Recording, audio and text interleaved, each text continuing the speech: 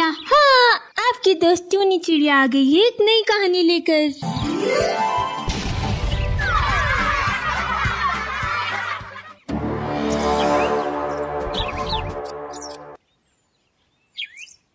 ये कहानी एक जंगल की है, जहाँ एक प्राचीन गुफा में एक भूतिया चुड़ैल चिड़िया कैद थी। वो भूतिया चिड़िया बहुत ही खतरनाक चुड़ैल चिड़िया थी। उसने न जाने कितने ही पक्षियों की हत्या करके उनका रक्त पिया था। इसीलिए 100 साल पहले एक तांत्रिक ने तंत्र विद्या के द्वारा उस चुड़ैल को इसी गुफा में कैद कर दिया था। तब से ही वो चुड़ैल उस गुफा से बाहर आने के लिए तड़प रही थी। एक दिन की बात है, कालू कौवा और मोंटू कबूतर, जो कि एक चूड़ी बेचने वाले व्यापारी थे, दूसरे जंगल से चूड़ियाँ लेकर लौट रहे होते हैं। अरे भाई मोंटू, न जाने आज हम दोनों किस रास्ते पर निकल आए हैं। अपने जंगल का रास्ता कहीं नजर ही नहीं आ रहा है। हाँ भाई कालू, एक तो रात का अंधेरा, ऊपर से ये जगह बिल्कुल झाड़ियों और पेड़ों से ढकी हुई है। अरे समझ नहीं आता आगे जाएं या यहीं रुक जाएं। भाई मैं तो कहता हूँ सुबह होने तक हम लोग यहीं रुक जाते हैं। अब तो सूरज निकलने पर ही आगे का रास्ता देखेंगे। इतना कहकर कालू कौवा और मोंटू कबूतर रात बिताने के लिए बरसों से बंद पड़ी उस गुफा में चले जाते हैं।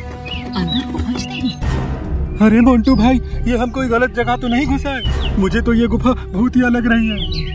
अरे कैसी बातें करते हो कालू भाई, हमें कौन सा यहाँ जिंदगी बितानी है। हम तो बस रात भर रुककर सवेरे निकल ही जाएंगे। अब आप ज्यादा मत सोचिए, चलिए कुछ देर आराम कर लीजिए। मोंटू और कालू जैसे उस गुफा के अंदर सोने की कोशिश करते हैं, उन्हें किसी चुड़ैल के हंसने की भयानक आवाज सुनाई पड़ती है। कालू भाई, क्या आपको भी किसी पक्षी की भूतिया हंसने की आवाज सुनाई पड़ी है? हाँ मोंटू भाई, मैं तो पहले ही कह रहा था कि ये जगह कुछ ठीक नहीं है। अब भी समय है, भगवान का नाम लेकर यहाँ से भाग लेते हैं। इतना कहकर कालू कौवा और मोंटू कबूतर वहाँ से भागने लगते हैं, लेकिन तभी उस गुफा में अचानक धुआं भरने लग जाता है। हे भगवान, रक्षा करो, ये हम कौन सी भूतिया गुफा में फंस गए हैं। तभी एक भयानक भूतिया चिड़िया वहाँ प्रकट हो जाती है।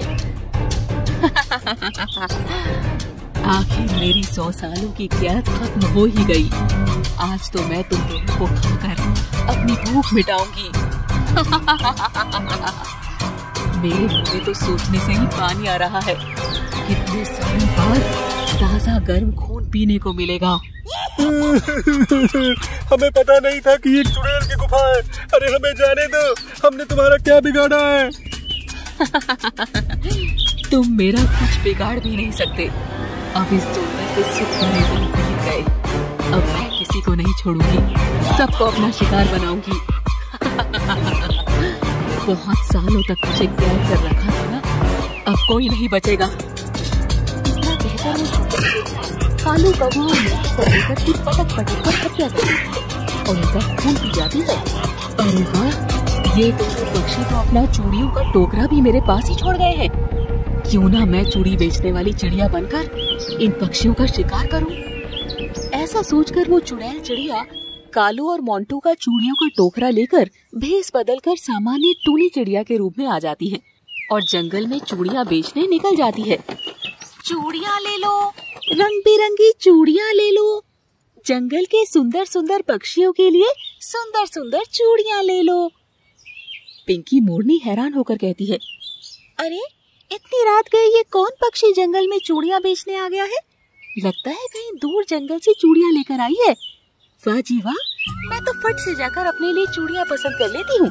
इस बार तीज पर मेरी चूड़ियाँ ही सबसे बेस्ट होंगी। हाँ जी। ऐसा सोचकर मोटी चूड़ियाँ खरीदने के लिए अपने घोंसले से बाहर निकल आती है।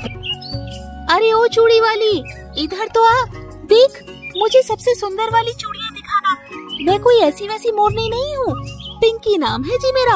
हाँ क्यों नहीं, आपको मैं सबसे सुंदर चूड़ियाँ दिखाऊंगी, आप बिल्कुल चिंता न करें। ऐसी चूड़ियाँ आपने अपने जीवन में कभी नहीं पहनी होंगी।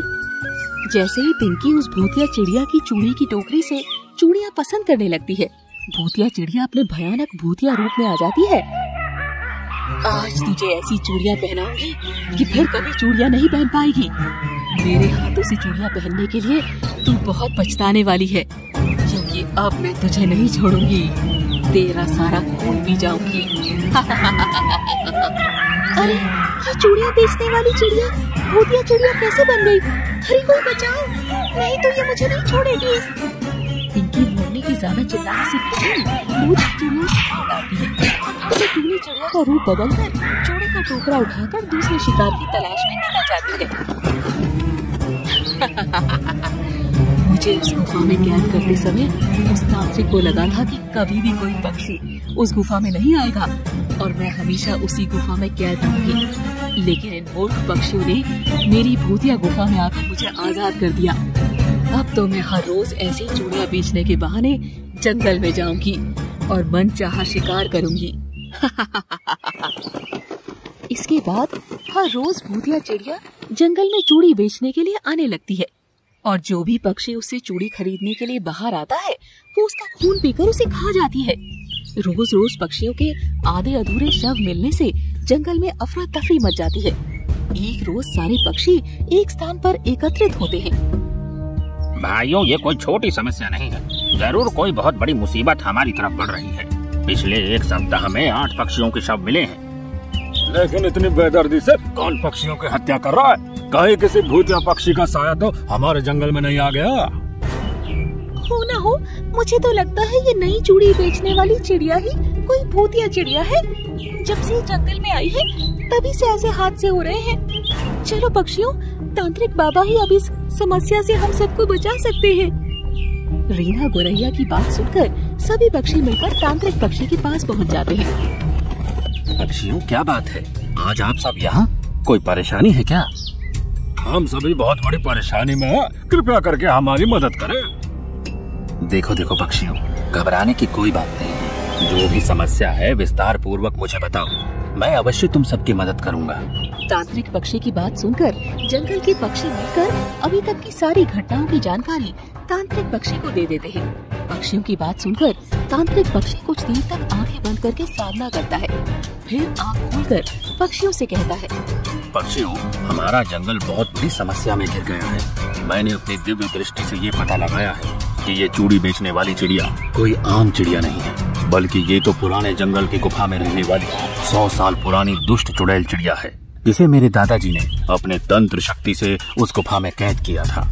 लेकिन किसी पक्षी के उसकी गुफा में जाने के कारण वो उस गुफा से मुक्त हो गई है और अब वो एक चूड़ी बेचने वाली चिड़िया का रूप रखकर जंगल में आती है और बारी बारी से जंगल के सभी पक्षियों को मार देती है।